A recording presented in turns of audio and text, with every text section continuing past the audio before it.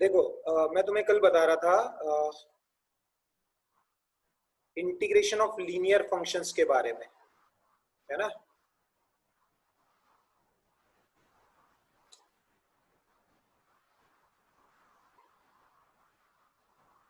Integration of linear functions के बारे में थोड़ी बात कर रहे थे अपन। और देखो मैंने तुम्हें क्या बताया था, मैंने तुम्हें ये बताया था जैसे मान लो तुम्हें इसका इंटीग्रेशन करना है, integration of a x plus b की पावर एन, है ना, dx। तो ये x का क्या है, लीनियर फंक्शन है ना। मतलब इसमें x की पावर जिसमें x की पावर 1 होती है वो कौन सा फंक्शन होता है, x का लीनियर फंक्शन। तो मैंने तुम्हें बताया था इसका इंटीग्रेशन तुम्हें कैसे ध्यान रखना है। देखो इसका इंटीग्रेशन, इसको x की पावर n की तरह समझना है तुम्हें। और x की पावर n का इंटीग्रेशन अपन कैसे लिखते हैं, देखो ax प्लस बी की power n plus one upon n plus one. अब करना क्या, देखो x के साथ जो भी कोफिशिएंट मल्टीप्लाई में आ रहा है, इंटीग्रेशन के रिजल्ट में वो कहाँ जाएगा, डिवाइड में आ जाएगा, ऐसा है ना। तो तुम्हें ऐसे लिखना है 1 अपॉन ए एक्स प्लस बी की power n plus one upon n plus one. वैसे देखो और कुछ फॉर्मूले देखते हैं अपन।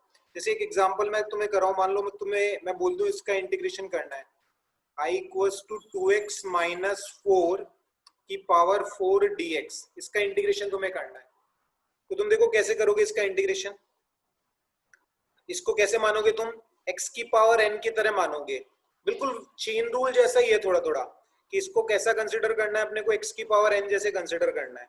तो मैं कैसे लिखूंगा, 2x माइनस 4 की power 4 plus one upon 4 plus one plus C. अब x के साथ क्या मल्टीप्लाई में आ रहा है, x के साथ 2 मल्टीप्लाई में आ रहा है, तो इंटीग्रेशन के रिजल्ट में 2 कहाँ जाएगा, डिवाइड में। इंटीग्रेशन के रिजल्ट में 2 कहाँ जाएगा, डिवाइड में आ जाएगा। वैसे मान लो मैं तुम्हें ऐसे बोलूं, तुम्हें इसका इंटीग्रेशन करना है 7x माइनस 4 की पावर 3 dx। इसका इंटीग्रेशन करना है तुम्हें, कैसे करोगे, देखो बिल्कुल वही x की पावर n की तरह मानोगे। तो x की पावर n की तरह मानोगे तो कैसे इंटीग्रेशन करोगे, देखो इसका 7x माइनस 4 की power 3 plus one upon 3 plus one. अब x के साथ कौन मल्टीप्लाई में आ रहा है, 7 मल्टीप्लाई में आ रहा है, तो इंटीग्रेशन के रिजल्ट में 7 अपना कहाँ जाएगा, डिवाइड में, प्लस क्या हो जाएगा, c। बिल्कुल सिंपल। और देखो और कुछ फॉर्म्स में समझाता हूँ तुम्हें, है ना। बेसिक फॉर्म्स है, तुम्हें करना आना चाहिए अच्छे से, ये कोई रॉकेट साइंस नहीं है इसमें, बिल्कुल सिंपल सिंपल सी बात है। देखो जैसे मान लो मैं तुम्हें ऐसे बोलूं, इसका इंटीग्रेशन करना है साइन 2x प्लस 3 dx। इसको तुम्हें कैसे कंसिडर करना है, बिल्कुल साइन x की तरह मानना है। इसको कैसे मानना है, साइन x की तरह। अब साइन x का इंटीग्रेशन क्या होता है, देखो साइन x का इंटीग्रेशन होता है माइनस कॉस x। तो माइनस कॉस x की जगह क्या है, 2x प्लस 3। अब x के साथ कौन मल्टीप्लाई में आ रहा है, 2 मल्टीप्लाई में आ रहा है, तो इंटीग्रेशन के रिजल्ट में 2 कहां जाएगा, डिवाइड। सिंपल बिल्कुल, है ना। देखो और एग्जांपल, जैसे मान लो मैं तुम्हें ऐसे बोलूं i इक्वल्स टू इसका करना है तुम्हें 1 अपॉन 3x प्लस 4 dx। इसको तुम कैसे मानो, देखो 1 अपॉन x की तरह मानो। ध्यान करो 1 अपॉन x का जो इंटीग्रेशन होता था वो क्या होता था, ln x। 1 अपॉन x का इंटीग्रेशन होता था ln x। तो 1 अपॉन 3x प्लस 4 ये 1 अपॉन x की तरह ही मानो। देखो x का लीनियर फंक्शन है ना, 1 अपॉन x की तरह मानो। तो कैसे करोगे, देखो 1 अपॉन x का क्या हो जाएगा, देखो ln 3x प्लस 4। अब x के साथ कौन मल्टीप्लाई में आ रहा है, देखो x के साथ 3 मल्टीप्लाई में आ रहा है, तो इंटीग्रेशन के रिजल्ट में 3 डिवाइड में आ जाएगा, सिंपल। और देखो मान लो मैं तुम्हें ऐसे बोल दूं i equals to integration of secant square 2x minus 4 dx। अब ध्यान करो sec स्क्वायर x का इंटीग्रेशन क्या होता था, secant स्क्वायर x का इंटीग्रेशन होता है 10x। तो क्या आ जाएगा, देखो 10 2x माइनस 4। अब x के साथ क्या मल्टीप्लाई में आ रहा है, 2, तो इंटीग्रेशन के रिजल्ट में 2 डिवाइड में आ जाएगा, प्लस c। बोलो ये बेसिक बेसिक सी फॉर्म समझ में आई क्या सबको, चैट में रिप्लाई कर दो मुझे यस नो, समझ में आएगा सबको। प्रज्ञा, पूजा, जतिन, सिमरन, समझ में आया ये सबको।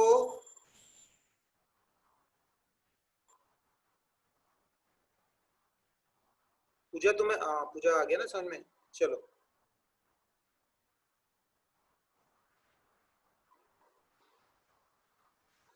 चलो आगे बढ़ते हैं। और देखो और कुछ फॉर्म्स में समझाता हूं तुम्हें। जैसे मान लो तुम्हें इसका इंटीग्रेशन करना है, I equals to integration of cos square x dx. ये बहुत इंपॉर्टेंट इंटीग्रेशन है, समझ में आना चाहिए तुम्हें अच्छा से, बहुत यूज आएगा cos square x sine square x का इंटीग्रेशन। देखो तुम्हें एक फॉर्मूला ध्यान होना चाहिए, एक फॉर्मूला होता है cos 2x का, ये ध्यान होना चाहिए। cos 2x की वैल्यू होती है 2 cos स्क्वायर x माइनस 1। जब अपन ने ट्रिग्नोमेट्री पढ़ी थी तब मैंने तुम्हें बताया था cos 2x का फॉर्मूला होता है 2 cos स्क्वायर x माइनस 1। तो यहां से क्या लिखा जा सकता है, 1 प्लस cos 2x की जो वैल्यू होगी वो 2 cos स्क्वायर x के बराबर होगी। तो cos स्क्वायर x को देखो अपन कैसे लिख देंगे, 1 प्लस cos 2x बाई 2, है ना। cos स्क्वायर x को लिखा जा सकता है 1 प्लस cos 2x बाय 2, है ना। अब क्या करेंगे देखो, अब क्या करेंगे देखो, cos स्क्वायर x को कैसे लिख सकते हैं अपन, cos स्क्वायर x को ऐसे लिख देंगे देखो, 1 plus cos 2x upon 2 dx, ऐसे लिख दिया जाएगा cos स्क्वायर x को 1 plus cos 2x upon 2 dx। अब देखो क्या होगा, 1/2 कांस्टेंट है, इसको तो बाहर ले लेंगे, अंदर हो जाएगा 1 plus cos 2x dx, 1 plus cos 2x dx, ऐसे हो जाएगा। देखो अब कैसे इंटीग्रेट करोगे, देखो ध्यान से देखना, 1/2, 1 का इंटीग्रेशन क्या हो जाएगा, 1 का इंटीग्रेशन, 1 का इंटीग्रेशन हो जाएगा x, cos 2x, cos 2x का integration sin 2x, cos x का इंटीग्रेशन क्या होता है sin x, x के साथ 2 मल्टीप्लाई में आ रहा है तो इंटीग्रेशन के रिजल्ट में 2 डिवाइड में आ जाएगा, प्लस c। बहुत ही इंपॉर्टेंट इंटीग्रेशन, बहुत काम आने वाला है, आगे एसी पढ़ेंगे या अपन एसएचएम पढ़ेंगे तो बार बार आएगा cos स्क्वायर x का इंटीग्रेशन, तो आपको अच्छे से समझ में आना चाहिए cos स्क्वायर x को इंटीग्रेट कैसे करते हैं, है ना। वैसे देखो मान लो मेरे को क्या करना है, sin स्क्वायर x को इंटीग्रेशन करना है, ये भी बहुत इंपॉर्टेंट इंटीग्रेशन है, sin स्क्वायर x dx। अब यहाँ पे भी आपको फॉर्मूला ध्यान होना चाहिए कि cos 2x को क्या लिखा जा सकता है, देखो cos 2x को लिखा जा सकता है 1 minus 2 sine square x। Basically cos 2x का जो फॉर्मूला होता है वो ये होता है cos square x minus sine square x। अगर cos स्क्वायर x की जगह मैं लिख दूंगा 1 माइनस साइन स्क्वायर x तो ये फॉर्मूला बन जाएगा, और अगर साइन स्क्वायर x की जगह लिख दूंगा 1 माइनस cos स्क्वायर x तो ये वाला फॉर्मूला बन जाएगा, है ना। तो यहां से अगर तुम देखोगे साइन स्क्वायर x की वैल्यू, साइन स्क्वायर एक्स की जो वैल्यू आएगी यहां से वो आएगी 1 माइनस कॉस 2x अपॉन 2, है ना, ये साइन स्क्वायर एक्स की वैल्यू आएगी।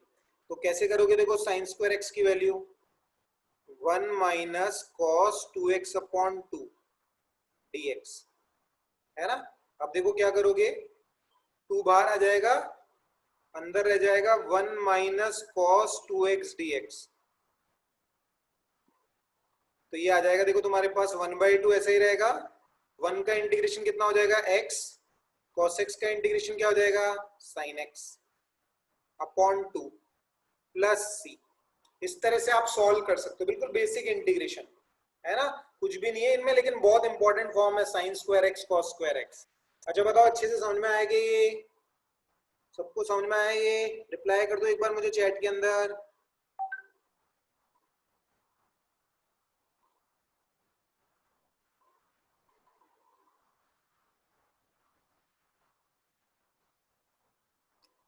प्रज्ञा तुम्हें आ रहा है ना समझ में, चलो आगे बढ़ते हैं। देखो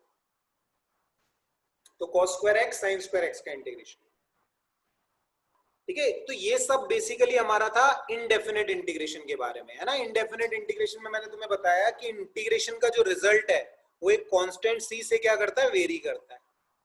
अब देखो अब अपन बात करने वाले हैं डेफिनेट इंटीग्रेशन की। डेफिनेट इंटीग्रेशन क्या होता है, डेफिनेट इंटीग्रेशन की बात करते हैं। देखो डेफिनेट इंटीग्रेशन की बात करें तो जैसे इसके नाम से ही पता लग रहा है देखो कि यहाँ पे इंटीग्रेशन का जो रिजल्ट होता है वो क्या होता है, डेफिनेट होता है ना। इंटीग्रेशन का रिजल्ट क्या होता है, डेफिनेट होता है। जैसे सुना भी होगा, बहुत बार किया भी होगा तुमने। जैसे मान लो मुझे किसका इंटीग्रेशन करना है, इसका इंटीग्रेशन करना है x स्क्वायर dx। तो डेफिनेट इंटीग्रेशन में अपन क्या मेंशन करते हैं, लोअर लिमिट और अपर लिमिट मेंशन करते हैं। जैसे मेरे को इसका इंटीग्रेशन कहां से कहां तक करना है, x इक्वल्स टू 2 से x इक्वल्स टू 4 तक, तो ये अपनी क्या कहलाती है, ये अपनी कहलाती है लोअर लिमिट, है ना, बिल्कुल बेसिक से समझ रहे हैं अपन। ये लोअर लिमिट, ये अपनी कहलाती है अपर लिमिट, ठीक है, ये अपनी कहलाएगी अपर लिमिट, लोअर लिमिट और अपर लिमिट।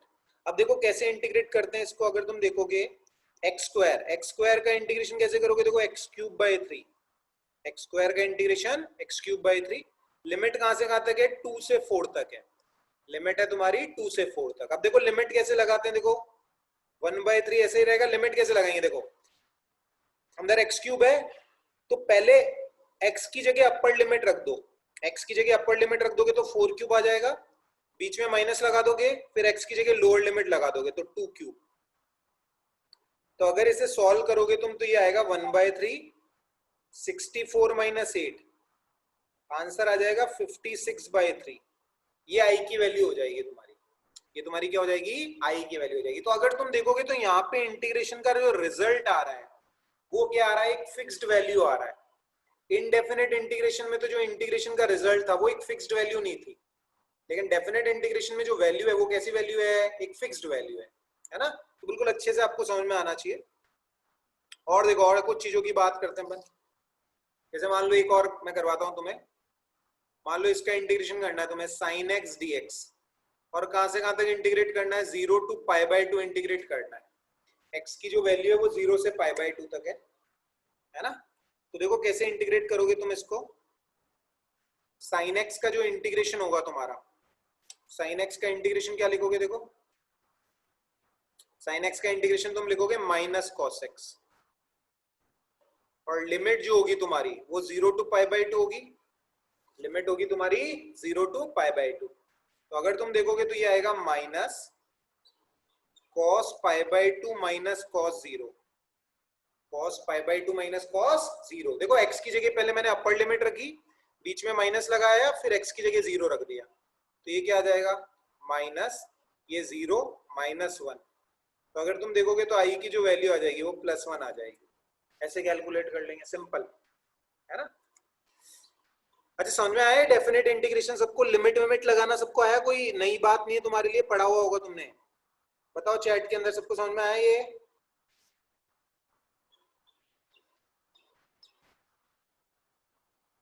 लिमिट पुटअप करना सबको समझ में आया। चलो आगे बढ़ते हैं। अब देखो मैं तुम्हें इसका मतलब समझाता हूँ। जैसे अपन ने क्या सीखा था, जो डिफरेंशिएशन होता है dy/dx होता है, उसका ज्योमेट्रिकल मीनिंग क्या होता है, वो किसको रिप्रेजेंट करता है, कर्व के किसी पॉइंट पर खींची गई टेंजेंट के स्लोप को क्या करता है, रिप्रेजेंट करता है ना। डिफरेंशिएशन का मतलब अपन ने ये देखा था कि डिफरेंशिएशन जो है वो कर्व के किसी पॉइंट पर खींची गई टेंजेंट के स्लोप को क्या करता है, रिप्रेजेंट करता है। वैसे डेफिनेट इंटीग्रेशन में ये जो वैल्यू आ रही है अपनी, देखो जैसे ये +1 वैल्यू आ रही है या 56/3 वैल्यू आ रही है, ये किसकी वैल्यू आ रही है उसकी बात अपन करते हैं। देखो समझना बात को अच्छे से। तो अब अपन बात करने वाले हैं एरिया अंडर द कर्व की। चलो नेक्स्ट पेज पे कर लेते हैं।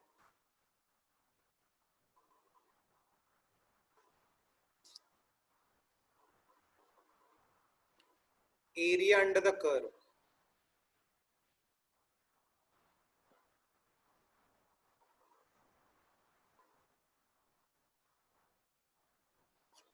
देखो एरिया अंडर द कर्व की बात करते हैं। जैसे देखो मान लो मेरे पास क्या है, कोई फंक्शन है ऐसे, ये मान लो अपनी y एक्सिस है और ये मान लो x एक्सिस है, और ये मान लो कोई फंक्शन है अपने पास ऐसे, ऐसे रैंडम शेप का कोई फंक्शन है। अब मेरे को देखो क्या करना है, मेरे को ये करना है, ये y है ये x है, ये कोई भी फंक्शन है y equals to f of x, ये कोई फंक्शन है। अब मेरे को देखो क्या करना है,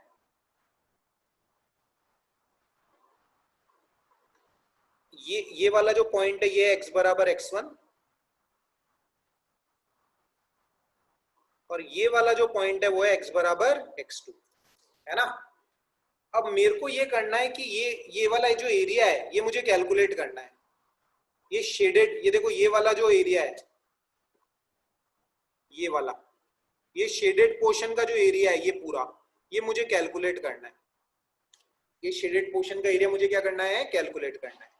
मतलब कर्व एक्स एक्सिस और x बराबर x1 और x बराबर x2 के बीच का ये वाला जो एरिया है, ये पूरा एरिया मेरे को कैलकुलेट करना है ना।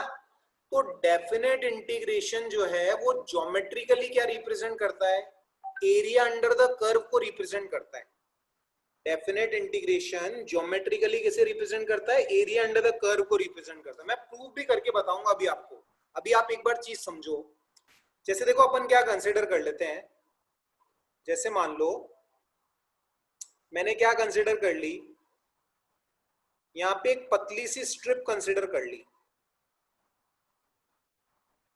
है ना। ऐसे मैंने एक पतली सी स्ट्रिप कंसिडर करी ऐसे, और इस पतली सी स्ट्रिप की जो विड्थ है वो मान लो क्या है, dx है। पतली सी स्ट्रिप की विड्थ कितनी है, dx। अब मुझे क्या करना है, एरिया कैलकुलेट करना है।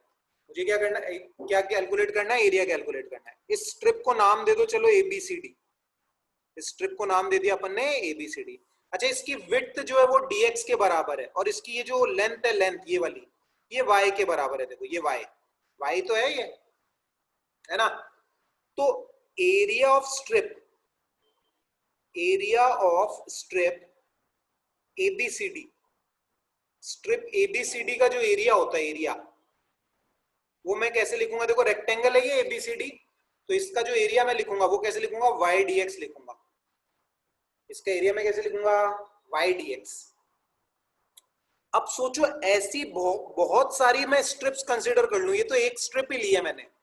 अगर मान लो ऐसे बहुत सारी स्ट्रिप्स कंसीडर कर लूं मैं, x बराबर x1 से x बराबर x2 के बीच में ऐसी बहुत सारी स्ट्रिप्स, मान लो 1,00,000 स्ट्रिप्स ले लो छोटी छोटी dx विड्थ की, है ना ऐसे। और उन सारी स्ट्रिप्स के एरिया को अगर मैं जोड़ दूं तो x बराबर x1 से x बराबर x2 के बीच का टोटल एरिया मुझे पता लग जाएगा, है ना। क्योंकि बेसिकली इंटीग्रेशन का काम क्या होता है, जोड़ने का काम होता है। इंटीग्रेशन का काम क्या होता है, जोड़ने का काम होता है। तो मुझे ऐसी पतली पतली स्ट्रिप्स कहां से कहां तक जोड़नी है, x बराबर x1 से x बराबर x2 तक जोड़नी है। तो मैं इसको इंटीग्रेट कर दूंगा। मैं इसको क्या कर दूंगा, इंटीग्रेट कर दूंगा। देखो नीचे कर देता हूं, इसको मैं क्या कर दूंगा, इंटीग्रेट कर दूंगा। देखो ऐसे दोनों तरफ। और कहां से कहां तक इंटीग्रेट करूंगा, मैं x1 से x2 तक इंटीग्रेट करूंगा। और ये क्या आ जाएगा, एरिया। ऐसी पतली पतली स्ट्रिप जोड़ लूंगा तो ये पूरा एरिया आ जाएगा ना, शेडेड पोर्शन का एरिया जो मेरे को कैलकुलेट करना है। तो ये एरिया कैसे लिखा जाएगा, ये एरिया देखो कैसे लिखा जाता है, integration of y dx x1 से x2। इस तरह से ये एरिया लिखा जाता है। देखो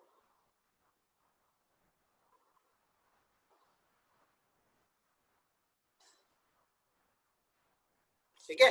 जैसे देखो मैं एक एग्जांपल से तुम्हें प्रूव करवा के बताता हूं, तुम्हें और क्लैरिटी आएगी बढ़िया। जैसे मान लो मैं तुम्हें बोलूं इस तरह से, तुम्हारे पास क्या है, मान लो ये तुम्हारी y एक्सिस है, ये तुम्हारी x एक्सिस है। y एक्सिस हो गई, x एक्सिस हो गई, ठीक है। ये y एक्सिस, ये x एक्सिस, ठीक है। अब देखो मान लो मैंने कोई स्ट्रेट लाइन कंसीडर करी, देखो ऐसे कोई स्ट्रेट लाइन है, ये कोई स्ट्रेट लाइन है देखो, है ना। और मान लेते हैं चलो ये स्ट्रेट लाइन जो है वो x एक्सिस के साथ में 45 डिग्री का एंगल बना रही है ना। तो ये स्ट्रेट लाइन की जो इक्वेशन होगी वो क्या होगी, y बराबर x। y बराबर x is the equation of straight line. अब समझना बात को अच्छे से। देखो मान लो मेरे को क्या करना है, x इक्वल्स टू 0 से, x इक्वल्स टू 0 से मेरे को ऐसे x बराबर 2 के बीच का एरिया कैलकुलेट करना है। मतलब मेरे को ये एरिया कैलकुलेट करना है, देखो शेडेड पोर्शन का ये वाला एरिया मेरे को कैलकुलेट करना है। x इक्वल्स टू 0 से x इक्वल्स टू 2 के बीच का एरिया। बेसिकली मेरे को इस ट्राइंगल OAB का एरिया कैलकुलेट करना है। मेरे को ट्राइंगल OAB का एरिया क्या करना है, कैलकुलेट करना है। तो मैं अपने नॉर्मल तरीके से कैलकुलेट करता हूं। देखो एरिया ऑफ ट्राइंगल के लिए फॉर्मूला क्या होता है? एरिया ऑफ ट्राइंगल का फॉर्मूला होता है half base into height, half base into height. अब देखो इक्वेशन क्या है, y बराबर x। मैं बिल्कुल नॉर्मल तरीके से एरिया पता कर रहा हूं, जो अपना बेसिक फॉर्मूला है ट्राइंगल का एरिया पता करने का। देखो y बराबर x है, तो यहाँ पे अगर x की वैल्यू 2 है तो इसके कॉरेस्पॉन्डिंग ये वाला जो पॉइंट होगा, यहाँ पे y की वैल्यू क्या होगी? 2 ही होगी, है ना। तो देखो एरिया ऑफ ट्राइंगल कैसे लिखेंगे? Area of triangle OAB, OAB triangle का एरिया क्या लिखूंगा? हाफ बेस, बेस कितना है देखो, बेस है 2, बेस कितना है 2, और हाइट भी कितनी है? हाइट भी कितनी है? 2 है। ये 2 से 2 कैंसिल हो गया, तो जो एरिया आएगा तुम्हारा वो 2 यूनिट्स के बराबर आएगा। एरिया क्या आएगा? 2 यूनिट, है ना। ये जनरल मेथड था एरिया कैलकुलेट करने का, ये अपना क्या था? जनरल मेथड था एरिया कैलकुलेट।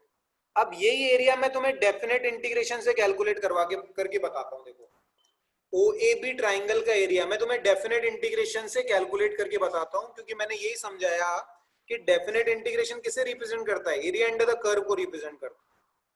तो देखो ये एरिया कैसे कैलकुलेट करूंगा मैं। देखो फॉर्मूला क्या है यहाँ पे?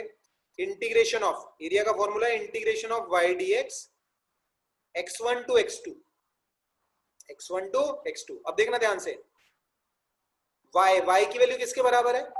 y की वैल्यू है x के बराबर, y की वैल्यू है x के बराबर, तो y की जगह मैं क्या लिख दूंगा? देखो x लिख दूंगा, y की जगह मैंने लिख दिया x, है ना। और ये क्या हो गया अपना? ये देखो ये हो गया अपना dx। और कहां से कहां तक का एरिया मेरे को कैलकुलेट करना है? 0 टू 2 कैलकुलेट करना है। लिमिट क्या है? 0 टू 2, है ना। देखो x1 की वैल्यू, x1 की वैल्यू, x1 की वैल्यू 0 हो गई यहाँ पे, और x2 की वैल्यू क्या हो गई? 2 हो गई। तो इसको इंटीग्रेट कहां से कहां तक करना है? 0 टू 2 करना है, 0 टू 2 मेरे को इंटीग्रेट करना है। अब देखो इंटीग्रेट करो इसको, क्या आएगा? देखो x का x स्क्वायर बाई 2 आ जाएगा इंटीग्रेशन, x का integration x square by 2, limit होगी 0 टू 2। अब लिमिट लगाओ, देखो पहले x की जगह अपर लिमिट रख दो, देखो 1/2 तो कांस्टेंट है, ऐसे ही रह जाएगा। फिर x की जगह अपर लिमिट रखो, पहले 2 का स्क्वायर, बीच में माइनस लगाओ, फिर x की जगह 0, 0 का स्क्वायर। तो अगर तुम देखोगे तो 2 का स्क्वायर 4, 4/2, तो यहां से भी जो एरिया आएगा तुम्हारा वो 2 के बराबर ही आएगा। देखो नॉर्मल तरीके से तुमने एरिया पता किया, वो भी 2 ही आया, और डेफिनेट इंटीग्रेशन से तुमने एरिया पता किया, वो भी 2 ही आया। तो इससे ये प्रूव होता है कि डेफिनेट इंटीग्रेशन किसे रिप्रेजेंट करता है? एरिया अंडर द कर्व को रिप्रेजेंट करता है। तुम कर्व्स के एरिया पता कर सकते हो डेफिनेट इंटीग्रेशन का यूज करके। तो ये एप्लीकेशन है बेसिकली डेफिनेट इंटीग्रेशन की। बोलो बात आई कि अच्छे से समझ में ये कि definite integration area under the curve को रिप्रेजेंट करता है? बोलो चैट के अंदर बताओ, सबको बात अच्छे से समझ में आई क्या? सिमरन, प्रज्ञा, जतिन, पूजा,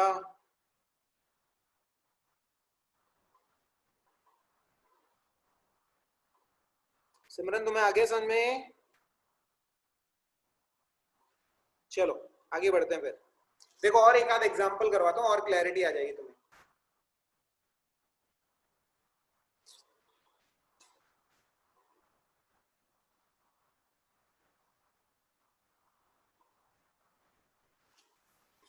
देखो जैसे और एक एग्जांपल करवाता हूँ मैं तुम्हें बढ़िया।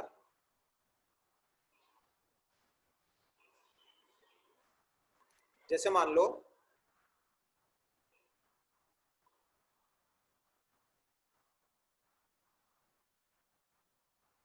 पहले सवाल लिख देता हूं मैं, फाइंड एरिया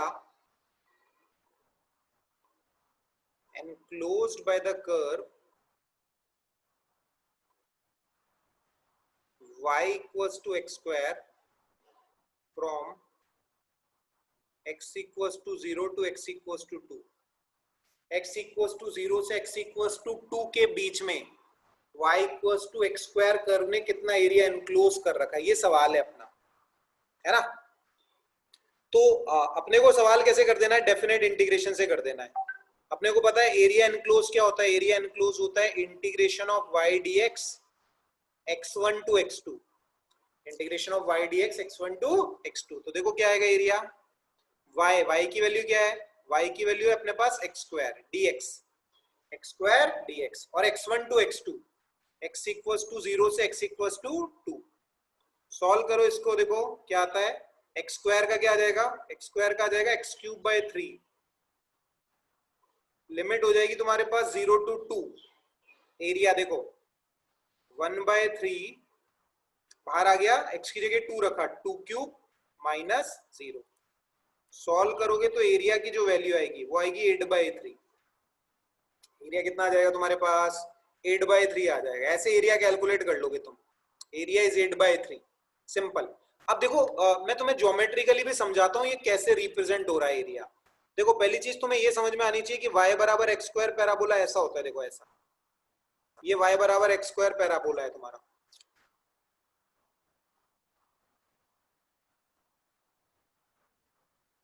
है ना। अब तुमने क्या पता किया है, देखो तुमने क्या पता किया है, x इक्वल्स टू 0 से x इक्वल्स टू 2 के बीच का एरिया पता किया है। कौन सा एरिया पता किया तुमने, देखो ये x इक्वल्स टू 0 है और ये x इक्वल्स टू 2 है, ये तो तुमने ये वाला एरिया पता किया, देखो ये जो 8/3 वैल्यू आ रही है तुम्हारी, वो कौन से एरिया की आ रही है, इस वाले एरिया की वैल्यू आ रही है। ये जो शेडेड पोर्शन का एरिया है इसकी वैल्यू कितनी है, 8/3 है ना। तो देखो इसको अपन जनरल मेथड से पता नहीं कर सकते थे, अपने को इसका कोई फॉर्मूला नहीं पता था, लेकिन डेफिनेट इंटीग्रेशन से अपन ने कितनी आसानी से ये वाला एरिया क्या कर लिया, पता कर लिया, है ना। यही एप्लीकेशन है बेसिकली डेफिनेट इंटीग्रेशन की, है ना। अच्छा देखो एक चीज और मैं समझाता हूं तुम्हें। अच्छा एक चीज और तुम्हें ध्यान रखनी है कि area above the x axis जो होता है, area above the x axis is considered positive and area below the x-axis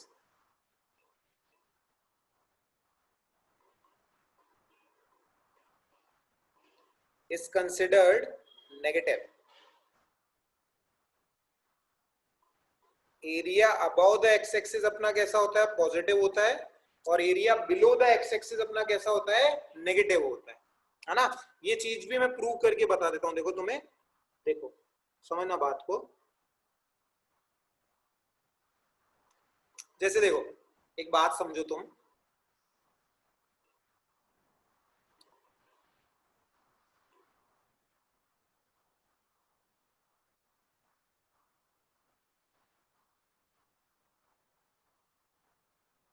जैसे मान लो ये y बराबर साइन एक्स का कर्व है,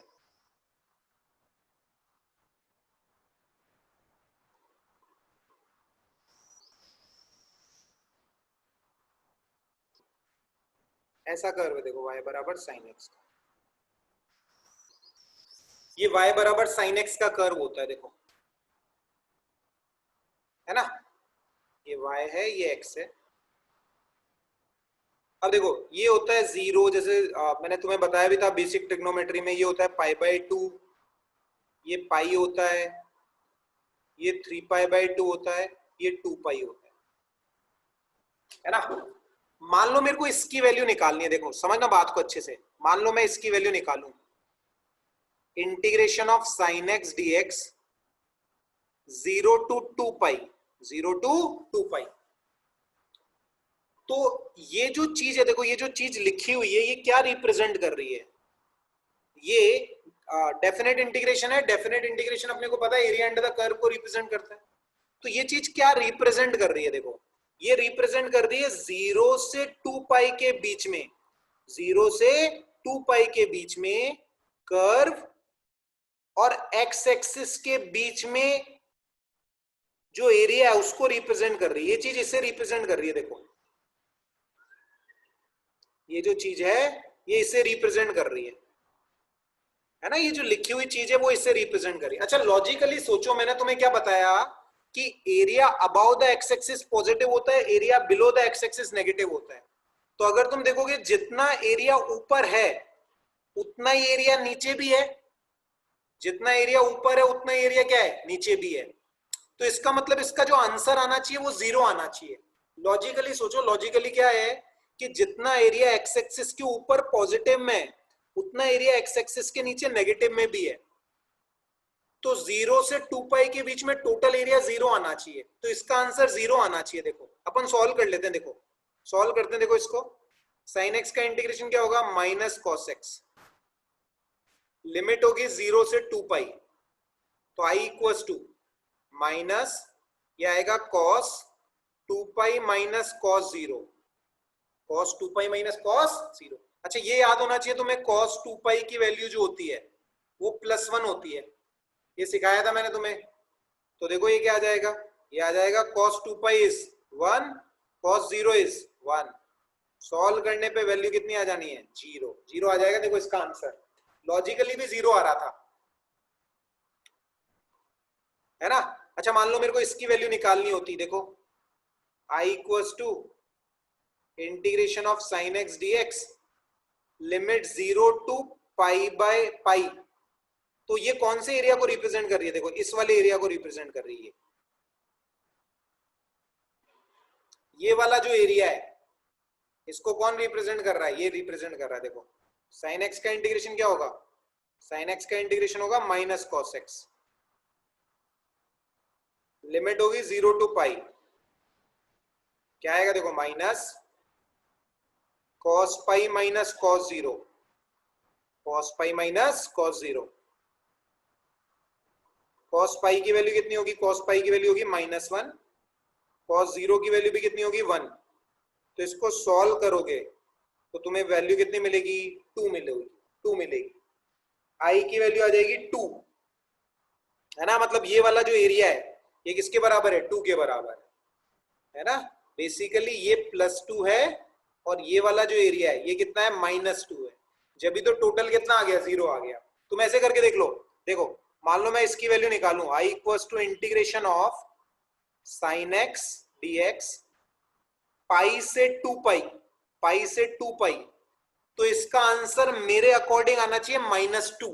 देखो ऊपर 0 से पाई के बीच वाला एरिया ये है +2, तो ये वाला -2 होना चाहिए क्योंकि कर्व सिमेट्रिकल है, तो इसका आंसर -2 आना चाहिए। देखो सॉल्व करते आएगा -2, देखना आंसर। साइन एक्स का integration minus cos x, limit होगी पाई से 2 पाई, देखो क्या लिखेंगे, minus cos 2 pi minus cos pi, है ना। अब देखो cos 2 पाई होता है +1, cos पाई होता है -1। cos पाई कितना होता है, -1, 1 + 1 हुआ 2 और आगे माइनस भी लगा हुआ है, तो आई की वैल्यू कितनी हो जाएगी, -2। देखो आया आंसर।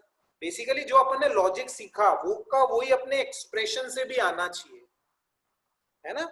ये डेफिनेट इंटीग्रेशन की क्या है, ज्योमेट्रिकल एप्लीकेशन है कि definite integration geometrically area under the curve को क्या करता है, रिप्रेजेंट करता है। बोलो बात आई कि अच्छे से समझ में, ये चैट में बताओ मुझे, अच्छे से समझ में आई ये बात सभी को। Yes sir. जतिन आ गई, सिमरन, पूजा, प्रज्ञा,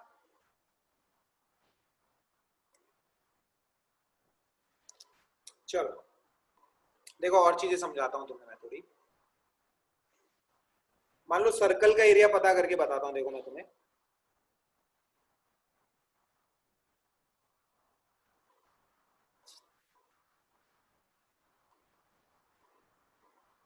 जैसे मान लो ये सर्कल है अपने पास में, है ना, और मान लेते हैं सर्कल की जो रेडियस है, सर्कल की जो रेडियस है वो मान लो किसके बराबर है, आर के बराबर है, ठीक है। अच्छा अपने को पता है सर्कल का एरिया कितना होता है, πr² होता है। सर्कल का एरिया होता है πr²। यही वाला एरिया मैं तुम्हें देखो इंटीग्रेशन से पता करके बताता हूँ, सर्कल का एरिया πr²। देखो क्या करेंगे अपन, अपन यहां से x दूरी पर जाकर, यहां से x दूरी पर जाकर एक एलिमेंट कंसिडर करेंगे। यहां से x दूरी पर जाकर अपन क्या कंसिडर करेंगे, एक एलिमेंट कंसिडर करेंगे। देखो ऐसा,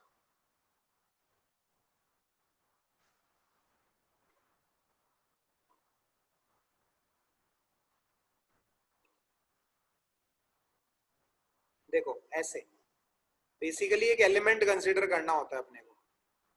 तो देखो एक एलिमेंट अपन ने कंसीडर किया, एक स्ट्रिप अपन ने कंसीडर की, देखो ऐसे x दूरी पर जाकर अपन ने ऐसे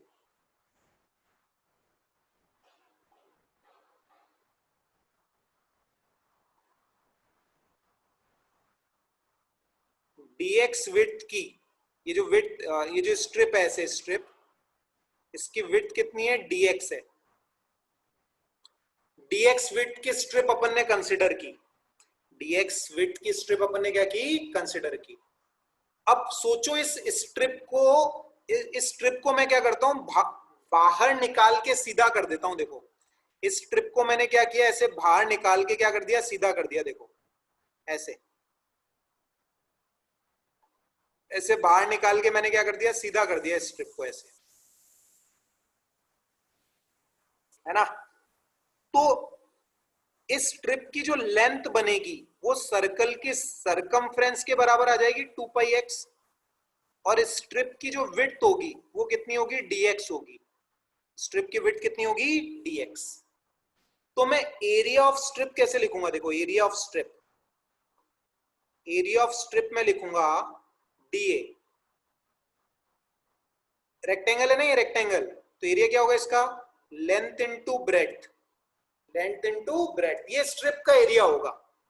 ये क्या होगा, जो स्ट्रिप या जो एलिमेंट तुमने कंसीडर किया है उसका एरिया है ये। अब मुझे तो क्या करना है, ऐसी बहुत, अब सोचो ऐसी अगर मैं बहुत सारी स्ट्रिप्स ले लूं, ऐसे सर्कुलर स्ट्रिप्स ले लूं बहुत सारी, 0 से कैपिटल R तक, तो वो स्ट्रिप और उन सारी स्ट्रिप्स के एरिया को जोड़ दूं तो मेरे को सर्कल का एरिया मिल जाएगा।